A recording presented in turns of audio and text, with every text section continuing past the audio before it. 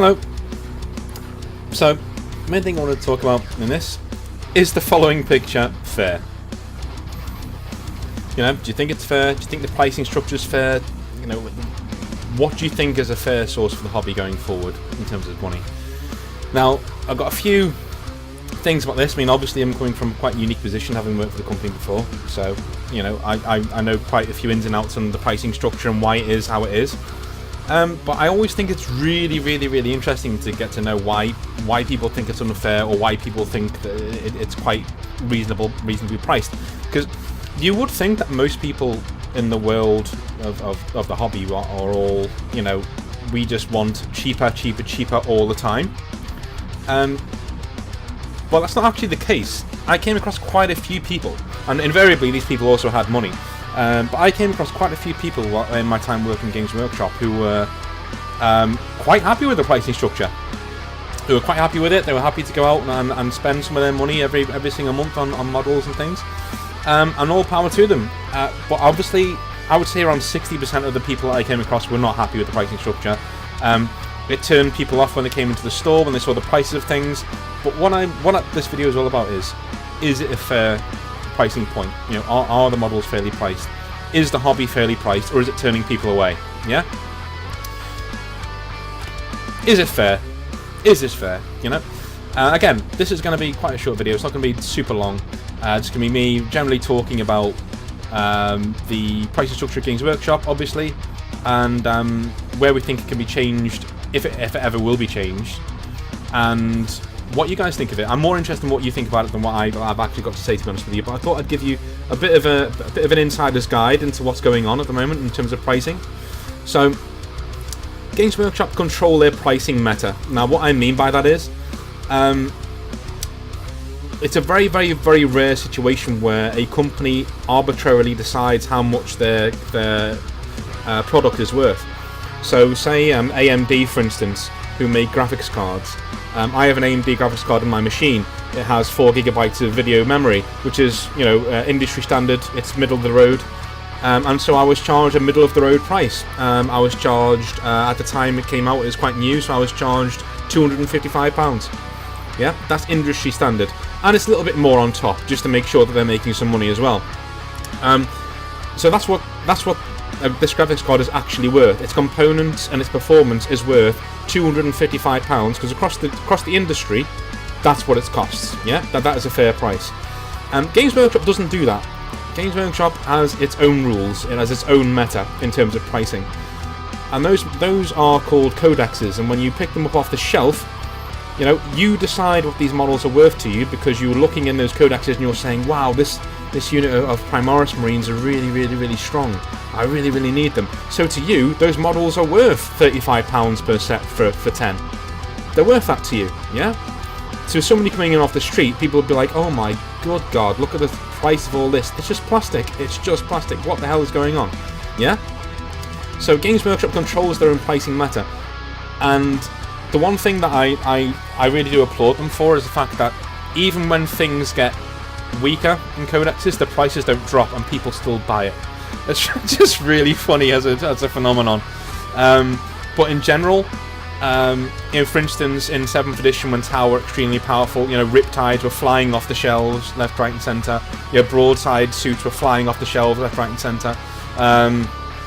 You know, when we used to have detachments in 7th edition, so when the Skyhammer detachment came out for a Space Marine, everyone was buying drop pods and things like that. And invariably, the drop pods went up £2.50 around about the same time that the detachments came out. So go figure. So again, Games Workshop controls their own meta. That is an incredibly advantaged position. That's very privileged in terms of a position. There's only a few other companies in any industry that can do that. Yeah. Even Microsoft can't do that. Microsoft know how much Microsoft Word is worth, and so they charge you how much it is actually worth. Yeah, because businesses decide that. Private clients who are writers decide that. You know, or other word processing companies decide that as well when they price their products accordingly. Games Workshop has no competitors, right? I don't care what anyone says about you know, Warforge or any of the other games, War Machine, any other games. They don't have any competition. They don't count. They're not competition. Okay? Games Workshop does not have competition. It is Disney. It is the Disney of hobbyists. Okay? Their sculpting process is second to none. They're the industry leaders for a reason. They can charge whatever the hell they want, and their meta in terms of pricing is controlled by codexes. And you all buy the codexes, you all see what you want, you see what you really need in your army to be successful, and lo and behold, those are some of the most pricey units that you can actually buy in terms of real life money. It's genius. They are geniuses at getting your wallets and going to the bank and laughing each and every step of the way. Okay? There's nothing wrong with that, by the way. That's good business. It's very good business. Almost no other company can arbitrarily decide on value this way. Yep, not even Microsoft can do that. Typical sculpting for a set is anywhere from, in terms of cost, is anywhere from £500 to £5,000. This is a one-off cost. So what I'm talking about is, and this is from, you know, the horse's mouth as well. I had one friend who actually worked in the studio and knew the prices of certain things. A sculpt like Abaddon the Despoiler, the new one, would cost around £4,500. Yeah, and I do not mean per model. I mean for the model as a whole. They would pay to get their machinery reconfigured, get their molds correct for this £5,000. Yeah, one-off price, bang, done. And from then on in, all they're paying for is plastic and the people to actually work the machinery to pump out these models. Most of the money, and people bring up the sculpting quite a lot. Sculpting isn't that expensive. Most of the money that Games Workshop needs goes towards sculptors, you know, people in the studio, all the writers in the Black Library, all the writers who are writing in codexes, staff like myself who were working in stores, people who are running stores, the recruitment team, the online team, you know, the people who... Oh, no message from your missus there. She loves me, that's good. She reminds me every now and again. The sculpting team, people who do the marketing, people, you know, every single person from CEO downwards needs to be paid. You know, whether you think the structure of Games Workshop needs to be that bloated is up to you. I personally thought it could do with a bit of a trim, but I'm not the kind of person who wants people to lose their jobs as well. So, you know, go figure. Everyone should be able to make a wage doing what they love. But, you know, it is a common misconception that people say that sculpting is the main cost and that's why these models cost so much. That's not true at all. The cost of running a worldwide business like Games Workshop is what causes the actual prices to go up. And, of course, they want to make money, and lots of it. So they want to make money on top of all the expenses that they've got to pay out to make sure their company's running successfully. So, at the end of the day, guys, you want an industry leader, you've got one, but you're going to have to pay through the nose for it. Okay? I once spoke to my manager, my line manager, about this, and he was training me as well. And he was a guy who'd been at the company for upwards of 25 years. So from the early days, and he used to tell me, I've got so many stories from him about, you know, weird things that have happened in Games Workshop over the years. Some of which I will share on Friday. One of whom was a stripper being bought for one of the staff members in the store who turned up to the store on his birthday and started stripping with all the kids there. And so they were quickly hurried off to like a separate room where they, you know, where he could dismiss the stripper and say, "Oh God, you need to go." Anyway, my trainer, who was the manager at the time, goes upstairs and wonders where they are, and he's carried on the strip dance in the staff room, and he's like, "What the hell are you doing? You're supposed to get rid of her." He's like, "Well, my friend's paid for it, I may as well get it finished." And he's like, "Just get rid of her." So yeah, there's tons of really cool stories of that I will go over on Friday as well. There will be no names, ever. You know, never ever any names. Go away. So, does anyone else get that, by the way? Ubisoft. They send me these things all the time saying they've got suspicious activity on my account. It's me! Anyway, so, one of the stories he did tell me, as you probably read it about 9 times since I've gone over the page, in a typical Games Workshop set, the box actually is more valuable than the plastic inside. I asked him once, you know, if somebody runs out of the store with models, with a box of models, and they're robbing us, what do I do?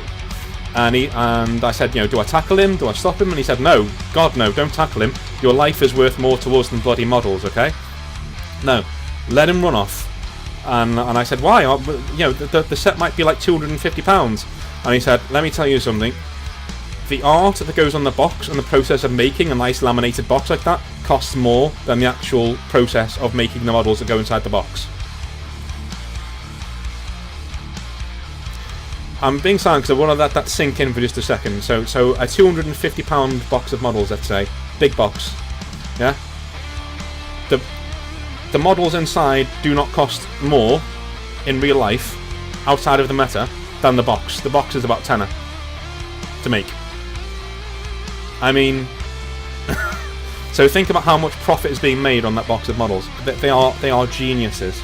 They are absolute geniuses. My hat goes off to them. Really does. Now, that's all well and good, but is it fair? Whenever I asked whether our prices were fair when I worked for Games Workshop, I was told this: we are in a niche market.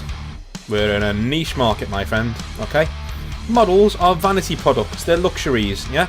People spend upwards of £1,000 on a PC to take it home, yeah? The home PC. That's a hobby, you know?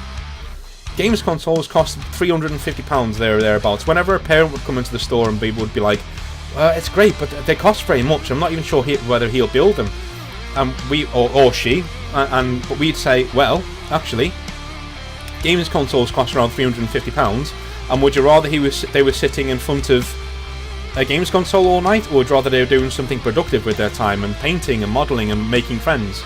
And and I tell you what, that would pull around 9 times out of 10, that would pull a parent around into actually buying a set from us.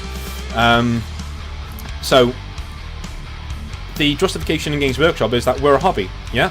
We're not a normal company. We're a hobby. We give our products out as vanity products. They're not meant to be something that you get every single day of the week. They're like once in a while you will get a set of models, and there will be a big treat for you.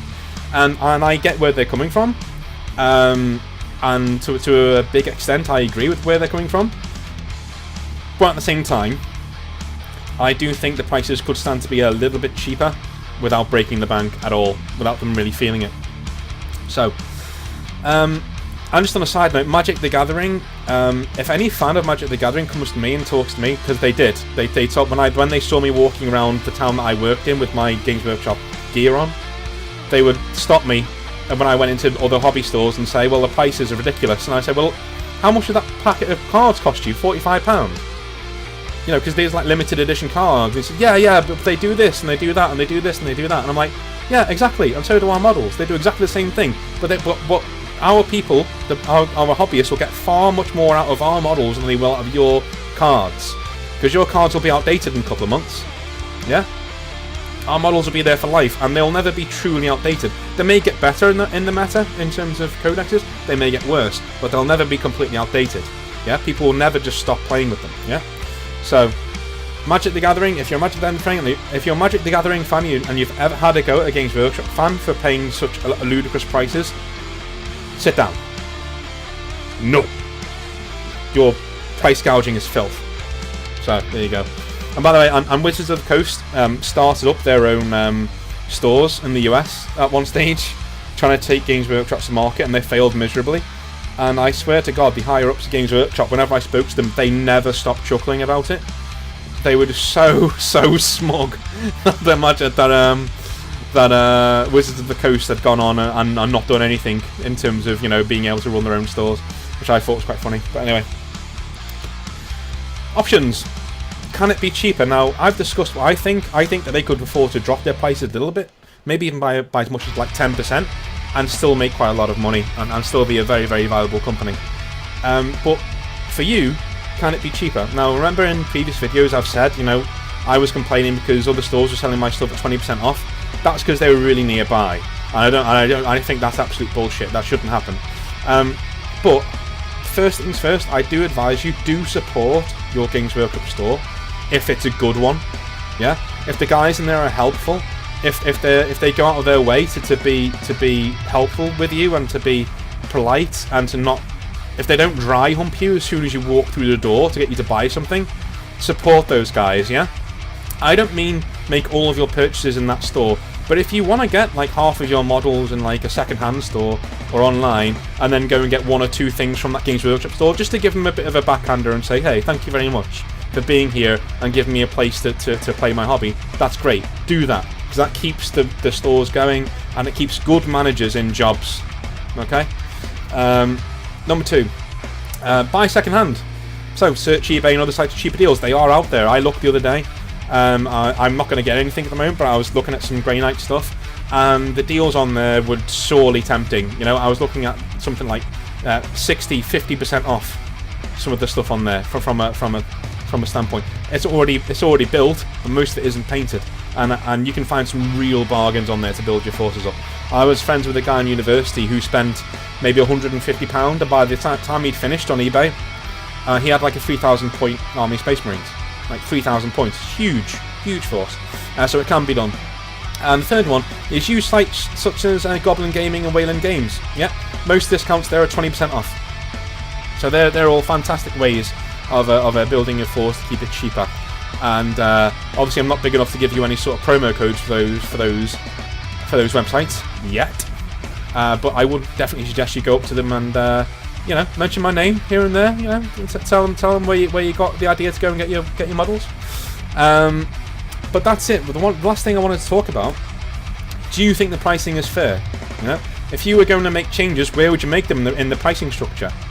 And the second one, which is even more interesting: has the pricing turned anyone away from the hobby that you know? Has anyone actually, you know, one of your friends said, "Oh, I wouldn't mind doing that," and then they bought some of the pricing of some of the models? I want to know. Anyway, I just thought I'd put on a nice, interesting, you know, normal video on there for you.